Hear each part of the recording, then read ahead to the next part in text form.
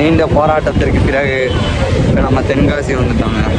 விரைவினில் வந்து கலந்திடு, வீரல் பட மெல்ல கனிந்திடு, உடல் மட்டும் இங்கு கிடக்குது, உடன் வந்து நீயும் உயிர் கொடு.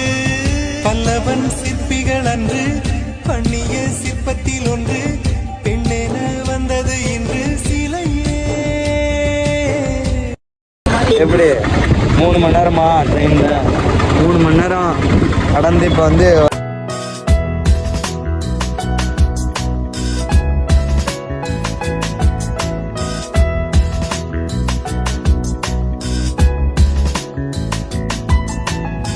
நீண்ட போராட்டத்திற்கு பிறகு நம்ம தென்காசி வந்துட்டோங்க.